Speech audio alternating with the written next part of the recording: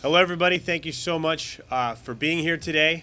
It's a really exciting day to be in front of you, and so a couple of quick things just right off the bat. Thank yous first and foremost, Dr. Dan Mahoney, University President, and our Provost, Deborah Boyd, for helping us make today a reality. Also, I have to give a thank you to Dr. Renee Miles, our Senior Associate AD, for assisting me through this process. It was about 9.5 months ago today when I got to have this very same experience for myself and stand up as the athletic director here at Winthrop. And one of the things I talked about when I got the chance to be here was said, for me personally, I get really excited when you start talking about doing things that have never been done before. And when it comes to doing things that have never been done before, we have someone on our staff today that's easily more accomplished than anyone I know in the category of doing things that have never been done before. And so, in addition to being a 4-time All-American as an intercollegiate athlete, in addition to over 3,600 points just in her college career, we're talking about somebody who was the first female ever on the Harlem Globetrotters, and one of the first women ever to play in the WNBA. And you just couldn't imagine what her WNBA statistics would look like had they hurried up and invented the league a little more quickly. And so with that, I don't want to speak too long. One thing I do think it's important to say, Kevin Cook, you're here today. I'm glad you're here, and I do need to acknowledge that Lynette would not be in Rock Hill today if not for Kevin. And so glad you're here, Kevin. And with that, I don't need to waste any more of your time. It is an esteemed honor. It is a privilege to introduce Winthrop University's newest women's basketball coach, Lynette Woodard. Thank you so much. Wow. I'd like to just thank all of you for being here. Certainly this university and Dr. Mahoney, who's back there, I thank you for being here. For believing in me, giving me this opportunity. Thank you, Dr. Halpin. Also, Dr. Renee Miles, again, for entrusting this program to me. As Dr. Halpin said, had it not been for Coach Cook, I would have never been here in Rock Hill. So I thank you, Coach Cook, for not only bringing me here, but you know what I thank you for being a lifelong friend and for your support along the way. And by the way, Coach Cook has been this is the second time we've had a kind of a big deal in the Carolinas. A few years ago when I was trying out for the Harlem Globetrotters, Coach, we were in Kansas at the time, and Coach drove all the way from Kansas to be with me in my tryout for that. And, you know, it just means so much when you have your friends there and a part of what you do. And here we are today. We're moving forward. I'm so proud to be able to lead our team who is right here before you. They've been through a lot, but I know that they're winners in their heart, and we're going to work together to get this thing turned around. I know the progress that they made this year. We're going to continue that from the moment we step back on campus. I have a vision for this team. I'm going to share it with them. I want them to catch the vision as we build the vision so that we can work the vision. And when we do that, you're going to see a new ball club. I'd like to thank all of our fans who have been so gracious to stop after every game, knowing that we were struggling, we were feeling bad maybe because we lost, but they stuck with us through thick and thin. And I thank you for that. We're going to make you proud. We're going to make you proud. There's no doubt in my mind. And I'm just grateful for the opportunity. Thank all of you again for being here. I can open it up for questions. I'm full right now, so just bear with me. But please, if anyone has any questions, I'll do my best to answer. Yes. So you had 12 games as an interim. What was that experience like? You know, what did maybe you learn from it, or what did you take from it? Every time I stepped out on that court, every time we left that locker room, it was never 1 second that I didn't believe that we could win that game. And I expressed it to the team. I expressed it to anybody who would listen. And we did win. We may not have won on the scoreboard, but every time we went out, we did our best. So in the respect that I win every day. I either win by winning on the scoreboard or I win by learning. And we learned a lot. And I know we learned a lot. They can attest to that fact. But with that in mind, you know, every day is a learning experience. Every day is a winning experience for me. Well, and how much of an advantage, you know, you've been here for a year now, so this is really going to be somewhat of a seamless transition for you. Yes, I've been here since August, not quite a year. But you know, my mother told me something. You know, I got her pen on today so she would be with me. But she said, time is filled with swift transition. And that's what we experienced. That's what I experienced here. I came in one vein, and all of a sudden things just start moving. And now we're here. But my thoughts today are about going forward. With each and every one of these players, I want to pour into them. I've had a wonderful career, a very illustrious career, but it's not about me, it's about them and what I know that they can do. And I want to just pull it out of them. I want them to be the best students here. I want them to be the best players. I want them to be the best citizens. I want them to go home and their community is proud of them. You know, I see a vision for them. They're going to be our leaders tomorrow. I hope that one of them will catch fire and say, hey, I want to be up here. I want to coach this team. And if that can pass that baton on and help them carry that vision, my heart would be made glad. You mentioned vision for the players. What is your vision for the program as you take over? I mean, for Winthrop? One step at a time. It's going to start with us, first and foremost, being in shape. I want a team that plays defense. I want a team that's intense every day, coming to work without any excuses. We're not going to complain. We're not going to whine. We're not going to do anything but work and get better. And if we can just start right there, I already know what's going to happen. It's just going to catapult us to another level. We're going to be competitive. You know, we're not going to back down from anyone because we're going to know that we put in the work. And if we put in the work, the results are going to come. Every coach has a different culture that they try to instill into their program. Well, what is your culture? I want one of respect. We have to respect ourselves in order to get respect from everyone else.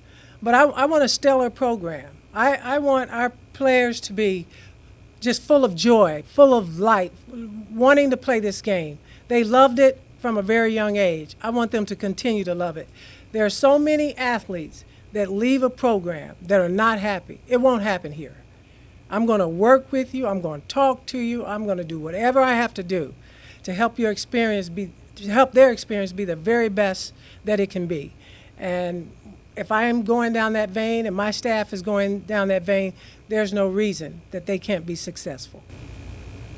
And why Winthrop? Why is Winthrop so important to you? Why did you decide to take the position? Because of my friend, Coach Cook. He called me. I will never forget the day. It was the day that Muhammad Ali passed. In the days at Kansas, we talked about Muhammad Ali all the time. He was the greatest. We have so many stories that we shared. So I thought he was calling me to talk about Muhammad Ali. I was in Texas with my family. My nephew was graduating. It was family time. I wasn't answering the phone for anyone. But when I saw Coach Cook, I knew he was calling me to talk about Muhammad Ali. When I picked up the phone, I said, hey, we lost a soldier. And he was like, well, yeah, but that's not why I really called you. He said that I have something I want you to think about. And he went on to tell me about this opportunity. He said, I wasn't sure if he said North Carolina or South Carolina. And I said, Coach, now which is it? He said, well, it's 20 minutes from from Charlotte, you know. And so we laughed, and I said, hey, Coach, I tell you what, I'm on family time. I'll call you Monday. I'll call you Monday, and we'll get back together. But when I hung up the phone, you know, I'm still busying around with my family. I found myself calling him back. Now, Coach, did you say this? Now, Coach, did you say that? And I hung up. And then I'd go back again, and I'd call back. Coach, did you say this? And we just kept going back and forth. So I knew that I was interested. And then I finally called him for the last time. I think I was bugging him by then. I said, hey, I tell you what, I'll call you Monday. And I did, and I called him. He said, I've got to move. I need you to make a decision. I said, Coach, you get me out there. I tell you, I won't play games. If I like it, I'll tell you. If I don't, then, hey, you know, you'll have freedom to do whatever. And so when I came out here, I promise you, I didn't even wheels did not touch the ground in the Charlotte airport. Before I looked out the window, I saw all of the beautiful tall trees. It was so green. It was so pretty. It was so nice, you know. And then, just like he said, Rock Hill was only 20 minutes away. You know, I'm used to an hour ride to the airport. But when I got here, this community is it's a wonderful place. This school is wonderful. It's just I don't know, a little pocket that I've come to love and I've come to enjoy. The people are so friendly. The best part really was when I came and sort of got indoctrinated to the campus and really learned who Winthrop was, what it was all about, and the friends that I made during that time. It's in your heart. It goes in your heart, and you just have to cherish it. How important is like environment for the program? Yeah, it's been like 2 tough years. So, how important is that to kind of get that going? Yes, we've had 2 tough years, no doubt about it. But we learned. We learned in those tough years. I don't ever want to be seen going to a place because it's so easy. I am up for the challenge. I know we've had 2 tough years, but I'm thinking on how I can get that turned around and how I can get better. And we're going to do it. It's part of the story. You know, I tease, I'm always talking about the Bible in some way, but some saw grasshoppers and some saw giants. I see grasshoppers. I feel like we can get it done. And I have no doubt whatsoever that that's going to happen. Talk a little bit about how you want your teams to play. What is your style of coaching as far as silent play? Again, we have to be in top condition, and it's going to start on defense. And then I love the up-tempo game, and we'll get there. But, you know, we've got to work on some basics. I'm going to admonish our team to watch the Final Four, both men and women, and listen to the commentators. Listen to the little details. They're separating the great from the great. It's boxing out. It's rebounding. It's blocking shots. It's executing your plays. It's good passes. That's basketball. It's instinct, and we've got to get there. And we're going to start all over. We're going to strip all the way down, and we're going to build up. Nobody's going to have to worry. I'm not going to kill them, but we're going to work hard, and we're going to do it step by step. Yes, ma'am. I know it's hard to recruit when you don't have a head coach in place. Where are we with that? Are we behind or? I don't feel like we're behind. Coach Cook did such a great job with this program. He was way ahead of the game. Our players were already signed for this upcoming year. As a matter of fact, one of our players came by the other day, Emily Kelly, who is one of the greatest shooters out of Ohio, broke the high school scoring record. She was just here on campus 2 days ago. I can't remember. But she may be passing through today as well. But we have 3 young players signed, and we're looking forward to them coming and really enhancing what we already have here at Winthrop. What do you expect the community to do for Fundraising? Well, we're having a fundraiser, and I'm going to be out in the community asking different ones to donate to our program because we want to be the best. We want you to be a part of it.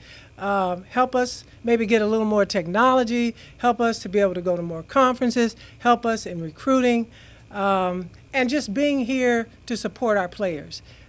Fill the stands. With that, I mean, we didn't have a lot of fans, but the fans we had were faithful.